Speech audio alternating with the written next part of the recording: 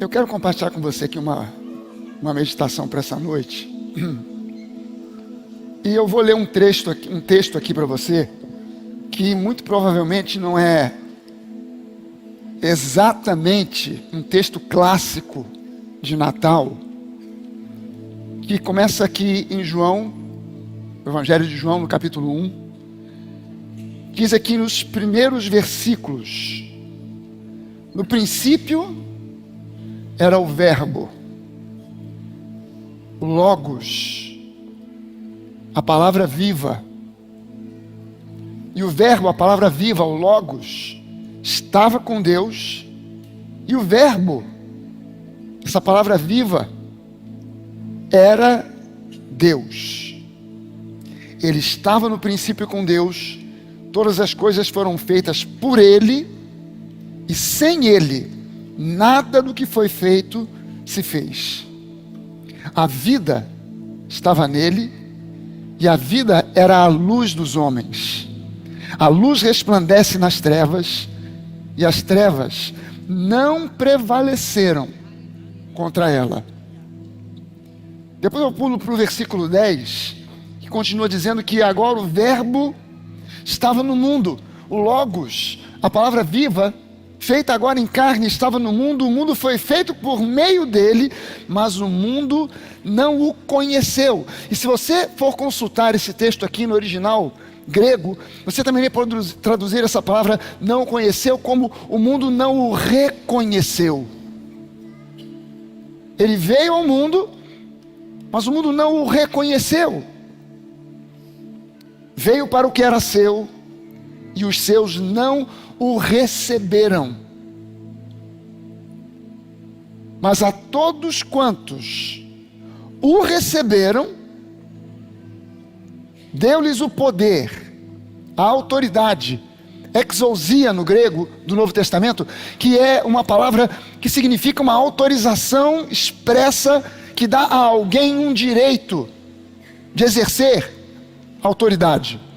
Deu a essas pessoas que o receberam o poder de serem feitos filhos de Deus, a saber, os que creem no seu nome, os quais não nasceram do sangue, nem da vontade da carne, nem da vontade do homem, mas de Deus. E esse Verbo se fez carne e habitou entre nós, cheio de graça e de verdade, e nós vimos a sua glória, glória como do unigênito do Pai. Esse texto, João reconta a história do Gênesis de uma forma muito peculiar, muito diferente, citando agora Jesus como sendo o centro da criação, a palavra feita em carne e osso, sendo aquele que criou todas as coisas, e sem ele nada do que foi feito se fez. Paulo repete isso, escrevendo aos Colossenses no capítulo 3, descrevendo Jesus de uma forma como em nenhum outro lugar da Bíblia aparece, dizendo que tudo foi criado por ele, para ele, por meio dele, e sem ele nada do que existe viria a existir, e tudo é sustentado por ele. Esse Jesus se submeteu, sendo ele o Criador de tudo e de todas as coisas. Ele agora se submete a se tornar um de nós, o Criador se tornando como a criatura, para que nós, as criaturas, nos tornássemos como Ele. Ele vem até nós na forma de um bebê. Jesus poderia ter vindo já na forma de um homem feito. Ele poderia descer numa nuvem, cheio de glória, e ninguém duvidaria que ele era o Filho de Deus. Mas ele se submeteu a nascer do ventre de uma mulher, nascer, crescer para se tornar um homem. Jesus, ele é uma demonstração de um remanescente. A história bíblica, ela é sempre a história da continuidade de um remanescente. Sempre foi assim. Em toda a história, desde o Gênesis, sempre houve um remanescente. Sempre houve um desvio da crença em Deus, mas alguém era levantado como um remanescente. O mundo se desviou, o pecado de Adão fez com que os seus descendentes se desviassem, mas houve um remanescente, Sete. O filho que veio depois de Caim, de Abel. A partir de Sete, começou-se a adorar a Deus na face da terra. O mundo se desviou mais uma vez, e mais um remanescente foi levantado, Noé. Noé, ele traz junto consigo um remanescente, mais 7 pessoas, sua esposa, seus filhos, suas noras. Eles entram naquela arca e começam tudo de novo, a partir de um remanescente. A humanidade se desvia, e Deus levanta mais um remanescente, Abraão, e promete a Abraão: Abraão, em você e através de você serão benditas e abençoadas todas as famílias da terra. Mais uma vez o povo começa bem, mas se desvia. Deus levanta um remanescente, Moisés. E Moisés vê aquele povo em escravidão, e ninguém mais, no meio daquele povo, que era o povo de Israel, que era o povo de Deus, ninguém mais ali conhecia a Torá, os princípios bíblicos do relacionamento com Deus, os sacrifícios. Ninguém mais conhecia nada. Circuncisão, aquele povo estava completamente alienado agora de tudo aquilo que se referia à palavra de Deus. Mas Deus levanta um remanescente, Moisés, e Moisés promove uma libertação. Aquele povo sai com mão poderosa, aquele povo toma posse de uma terra, aquele povo se torna uma nação, mas essa nação se desvia para um lado, se desvia para o outro. E um remanescente, depois de 70 anos de cativeiro, esse povo é levado cativo para a Babilônia, e desse povo, um remanescente, não todo mundo, um remanescente de cerca de 40 mil pessoas, volta para aquela terra da onde eles foram removidos, para começar tudo de novo e dar sequência ao plano de Deus, dar sequência à aliança. E sempre foi a continuidade acontecendo através de um remanescente. Jesus é o ponto máximo. O povo se desviou, o povo estava, os sacerdotes estavam em corrupção, o templo estava corrompido, e Jesus aparece como um remanescente para chamar um remanescente, para que aqueles que creem nele sejam restaurados, e tudo agora se faz novo. E nós estamos vivendo hoje, nós somos um povo remanescente, remanescente da graça. Ainda há muita gente hoje se desviando da verdade, para outros caminhos que remetem à lei, mas Deus levanta um remanescente que entende que só Jesus e mais nada é o que nós precisamos. Não é Jesus mais obras, Jesus mais sacrifícios, Jesus mais esforços, mas é Jesus e tão somente Jesus. Jesus é suficiente. Jesus é suficiente. Em muitas igrejas se fazem ofertas em tom de sacrifício. Traga o seu Isaac, faça o seu sacrifício, faça aquilo que você nem pode fazer, mas sacrifique, porque Deus se agrada de sacrifício. Deus se agradou de um único sacrifício em toda a história. No Antigo Testamento Deus disse: de que me valem os seus sacrifícios? Todos eles para mim são como nada. No tempo em que a lei previa que as pessoas fizessem sacrifícios, Deus dizia: não me interessam os seus sacrifícios. O único sacrifício que foi capaz de agradar a Deus, e o único sacrifício que ainda hoje agrada a Deus, foi o sacrifício que Jesus fez há 2000 anos atrás, na cruz do Calvário. Jesus nasceu como esse remanescente para trazer para si um povo remanescente. O remanescente significa alguém que revê tudo aquilo que é valioso, precioso, que ficou para trás, e recupera aquilo que tem valor. Jesus foi o único bebê na face da terra em toda a história que nasceu para morrer. O nascimento de Jesus, eu não preciso contar a história, todo mundo conhece a história. Não havia lugar para Jesus, e Jesus acaba nascendo numa estrebaria. José vem com Maria. Maria, nos últimos dias, nas últimas semanas e dias da sua gravidez, já chegando perto de Belém, ela começa a sentir as dores de parto, E José vai batendo de porta em porta, de estalagem em estalagem, de hotel em hotel, de pousada em pousada. E a cada lugar não havia lugar para Jesus. Todos nós conhecemos essa história. Você acha que isso estava fora do plano de Deus? Jesus poderia ter nascido num Sheraton. Jesus poderia ter nascido num palácio.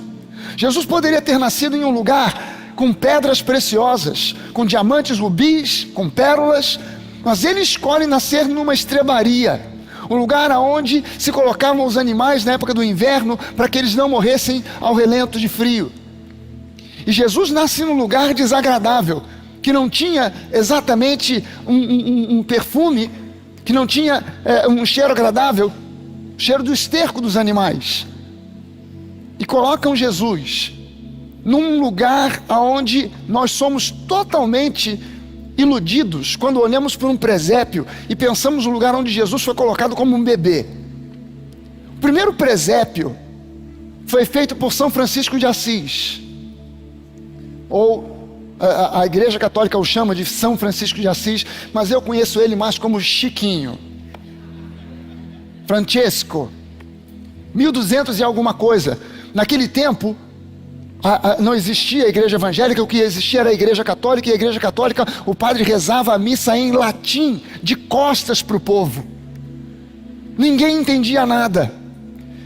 Então, havia um recurso para as pessoas entenderem. Do lado de fora, no pátio da igreja, no pátio externo da igreja, depois da missa eram ensaiadas, eram encenadas peças simples, rústicas, mas eram peças que contavam a história daquilo que foi anunciado e falado na leitura do evangelho pelo padre em latim, de costas para o povo. E Francesco de Assisi teve uma bela ideia. Eu vou mostrar como foi, de uma forma simbólica, não de uma forma literal, mas de uma forma simbólica, como foi o nascimento de Jesus. E ele coloca ali Maria, José, animais, os reis magos, que sequer estavam ali na hora do nascimento, porque eles só chegaram cerca de 2 anos depois. Mas Francesco de Assisi coloca os reis magos ali para que o povo entendesse o evento. Mas há um erro ali que permanece até os dias de hoje. O bebê foi colocado numa treliça, ripas de madeira que eram colocadas nessa forma, e até hoje na maioria dos presépios é colocado assim, com um pouco de palha em cima e o bebê deitado ali. Não foi assim o lugar onde Jesus repousou pela primeira vez. Depois dos braços de Maria, ele foi colocado numa manjedoura, e a manjedoura não é uma treliça com um pouco de palha, é um bloco de pedra escavada. Não era um lugar mais confortável, mas Jesus, o pão da vida, o alimento que dá a vida, é colocado num lugar para comer, próprio para se comer. Mangiare, manjedoura, vem do italiano, vem do latim, mangiare, comer. Era um lugar, era um bloco de pedra escavada onde se colocava o alimento para os animais, e Jesus é colocado ali. O pão da vida é colocado ali. Um lugar, um objeto que lembrava em tudo na sua aparência o lugar onde mais tarde o seu corpo seria sepultado numa pedra escavada. Jesus é embrulhado em panos de linho, segundo diz as Escrituras, no seu nascimento é colocado numa manjedoura, para que depois, mais tarde, o seu corpo fosse embrulhado em panos de linho e colocado na sepultura. Esse Jesus, no terceiro dia, ele sai de dentro daquela sepultura para trazer para si, atrair a si, não simplesmente um povo, mas um remanescente. Um grupo que recupera a verdade, que se interessa pela verdade, que ama a verdade, que quer se alimentar da verdade, que quer comer do pão da vida. Jesus não veio fundar uma religião, Jesus não veio para estabelecer no nosso coração alguma outra coisa que não fosse Ele mesmo. E hoje nós entendemos a história da igreja é uma história muito ampla, muito extensa, muito cheia de histórias e coisas que a gente, quanto mais lê, mais vê detalhes, e a gente vê a constante a ação de um povo que se desvia e um remanescente que retorna. Um povo que se desvia da verdade e um remanescente que retorna. A reforma foi uma coisa maravilhosa, mas Jesus não morreu para que você tenha Lutero ou Calvino no coração, mas que você tenha a Ele mesmo. Isso é ser parte de um remanescente. É entender que nós não estamos aqui porque queremos uma nova religião ou uma religião qualquer. Nós queremos Jesus. Jesus se submete a tudo isso por uma única razão. Por uma única razão. Ele se submete a nascer como uma criança, como um de nós, a ser colocado numa manjedoura, dentro de um estábulo. Ele poderia ter nascido num palácio de pedras preciosas, mas escolheu aquele lugar. Ele escolheu aquele lugar porque Ele queria que você entendesse que o Evangelho não é simplesmente ou somente para os poderosos, para os ricos, para os abastados, mas é para todos. Que Ele é simples e humilde de coração, e que segui-lo significa seguir a vida, que amá-lo significa amar a vida, amar a verdade. E Ele fez tudo isso. Ele se submeteu a nascer num estábulo, Ele se submeteu a ser colocado numa manjedoura, num bloco de pedra fria, Ele se submeteu a crescer para se tornar um homem, se submeteu a ser rejeitado, preso, crucificado e morto, por um motivo só: por amor profundo, incondicional, a mim e a você. E a pergunta que desde o seu nascimento continua ecoando até hoje por toda a eternidade é: há lugar para Jesus? Há lugar para Jesus? José e Maria procuraram aquele lugar e não havia lugar, já mostrando o que seria o desenvolvimento daquela história. Há lugar para Jesus? E a pergunta que nós precisamos responder hoje é: há lugar para Jesus? Porque Jesus não veio para morar num palácio, Ele não veio para morar numa grande construção, Ele veio para morar no meu e no seu coração. E a pergunta que tem que ser respondida é: há lugar para Jesus no seu coração? Há lugar para Jesus no seu coração? Você viu o texto que nós lemos aqui? É tradição nas igrejas fazer apelos no final de encontros, dizendo: quem quer aceitar a Jesus? Não existe lugar nenhum na Bíblia onde Paulo tenha perguntado: alguém aqui quer aceitar a Jesus? Mas a Bíblia diz: a quantos o receberam, creram e o receberam. Eu posso aceitar e ainda assim não receber. Eu posso concordar intelectualmente e ainda assim não receber. E há muita gente na igreja que precisa se juntar a esse remanescente daqueles que estão recebendo Jesus, não apenas aceitando Jesus, mas recebendo Jesus. Eu fico ouvindo às vezes certos teólogos, eu compro livros de teólogos famosos conhecidos no Brasil, e eu leio e eu fico chocado de ver que muitas vezes eles têm um conhecimento intelectual profundo sobre Jesus, mas não têm um conhecimento de Jesus. A impressão que eu tenho quando eles falam sobre certas coisas é que eles nasceram não numa manjedoura, mas em berço de ouro, e nunca experimentaram o que é o sofrimento das ruas. Eu nasci não numa família evangélica, eu cresci experimentando a maldade do mundo. Eu cresci tendo que aprender a malandragem para sobreviver no meio de um mundo que quer te engolir e te devorar. E eu tive uma experiência, não com uma religião, mas com Jesus em pessoa. E eu posso dizer para você, não em tom de arrogância, não quero que você ouça isso com tom de arrogância, mas eu conheço Jesus.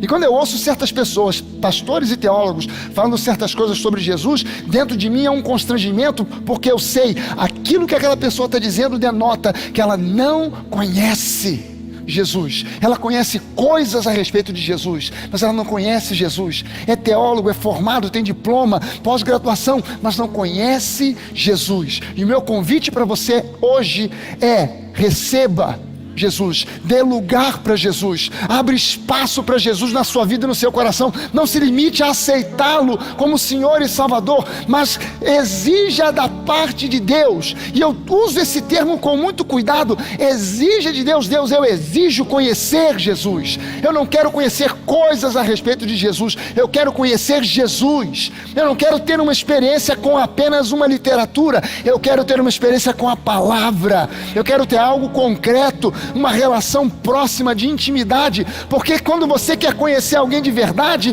você convida essa pessoa para morar com você.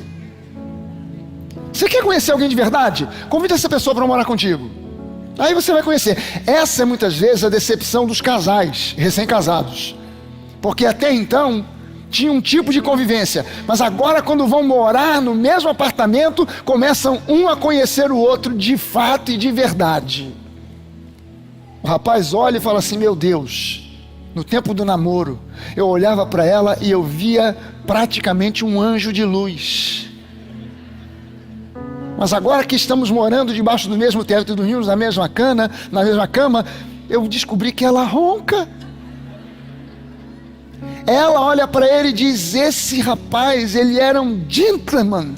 Em todo o tempo do nosso namoro e noivado, ele era um gentleman.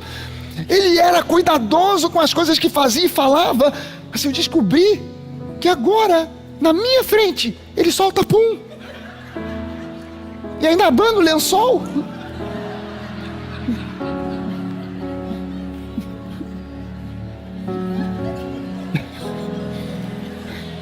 Você quer conhecer alguém de verdade?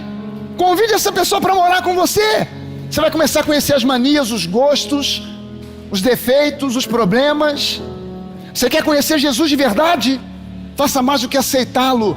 Convide para que ele esteja achando lugar, um lugar que ele não achou lá em Jerusalém, lá em Belém, um lugar que ele não achou em muitas igrejas, mas que ele quer achar no seu coração.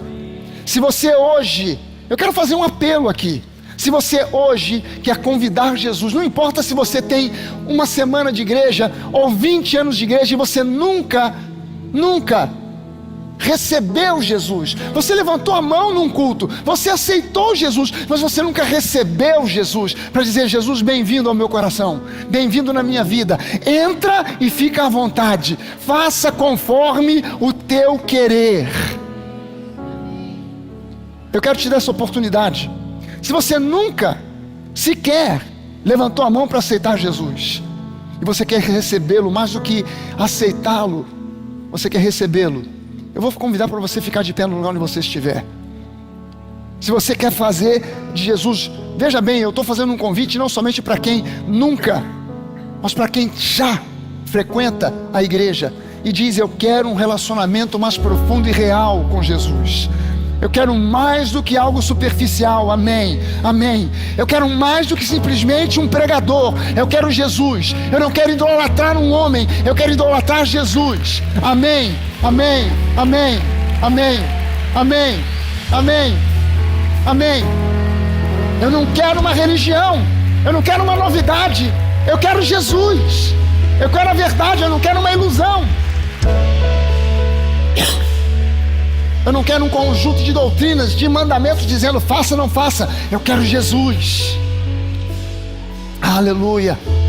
Você deve ter recebido nas suas mãos aqueles elementos que compõem a ceia do Senhor. Vamos todos ficar de pé.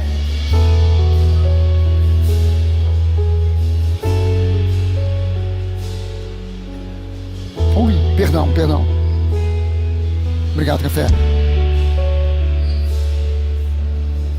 Fui querer segurar papel e cálice tudo ao mesmo tempo. Abra aí. Pega esse pedacinho de pão na sua mão. Não há momento mais propício para a gente celebrar a ceia do Senhor do que o culto onde nós estamos celebrando o nascimento de Jesus. Por quê? Porque Ele nasceu com um objetivo: o objetivo de morrer naquela cruz por mim e por você. E nenhum culto onde se celebra a ceia está bem estabelecido se nós não caminharmos em direção à ressurreição. O culto de ceia não é um culto onde o fato primordial e principal é a morte na cruz. A morte na cruz é uma passagem necessária. Entender o sofrimento de Jesus é necessário. Você não pode olhar para a cruz como uma coisa light. Você não pode olhar para a cruz e simplesmente dizer: caramba, é a cruz. Não, a cruz é um lugar duro, de sofrimento extremo. É um lugar de morte. É uma rude cruz de madeira onde Jesus foi pregado, aonde ele sangrou cruelmente até morrer por mim e por você, pelo meu e pelo seu pecado. Mas a história não acabou ali na cruz. A cruz foi uma passagem. O apóstolo Paulo diz para nós que sem a ressurreição a nossa fé seria vã. Nós estaremos aqui bancando os trouxas se Jesus não estivesse ressuscitado mesmo para valer, assentado à direita de Deus Pai. E nós, pela fé, cremos que ele ressuscitou. E não somente cremos, porque o apóstolo Paulo diz que naquele tempo, quando todos os outros apóstolos, ou a maioria deles já tinha morrido, Paulo diz que ainda havia cerca de 500 testemunhas, 500 pessoas vivas que viram Jesus ressuscitado e poderiam dar testemunho dessa verdade. A ressurreição é um fato incontestável, não é uma ilusão, não é uma ressurreição simbólica. Então a gente celebra algo concreto. Jesus pagou o preço na cruz, a sua carne foi ferida, o seu corpo foi ferido, mas pelas suas pisaduras, pelas suas feridas, nós fomos sarados. Diga agora, em nome de Jesus, desde a planta dos meus pés até o topo da minha cabeça, eu tenho saúde perfeita e plena, em nome de Jesus. Em nome de Jesus, o preço foi pago, o sacrifício foi feito, o Isaac já foi sacrificado, os cordeiros já foram sacrificados, o sacrifício definitivo já foi feito. Você e eu não temos mais nenhum Isaac para oferecer, a não ser nós mesmos. Você é o Isaac que Jesus quer. Eu sou o Isaac que Jesus quer. Ele quer o meu e o seu coração. Ele quer que você olhe para esse pequeno pedaço de pão e diga: eu reconheço nesse pequeno pedaço de pão um símbolo de um sacrifício que foi feito para que eu tenha saúde plena. Em nome de Jesus. Vamos comer do pão. Você pode abrir do cálice. E o cálice é onde a gente tem esse pouquinho de suco de uva ou um pouquinho de vinho. Esse cálice, ele diz que o sangue foi derramado, o sacrifício foi completo. Não há remissão de pecados sem derramamento de sangue, mas o meu sangue e o seu sangue não redimiria a nenhum de nós de absolutamente nada. O sangue de Jesus, sangue puro, sangue de alguém que nunca experimentou o pecado, mas se tornou pecado por nós, para que nós que éramos pecadores nos tornássemos justiça de Deus.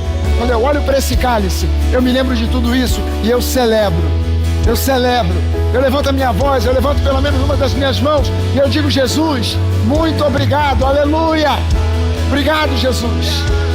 Beba desse cálice agora.